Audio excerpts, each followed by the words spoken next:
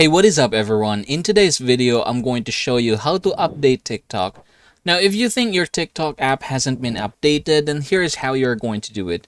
First things first, if you're using an Android, I want you to go ahead and open the Google Play Store. From this point forward, you're just going to go ahead and type here TikTok, just like so. After doing that, you can just go ahead and click it. You will know that your TikTok is in the latest version if you see an open button in here.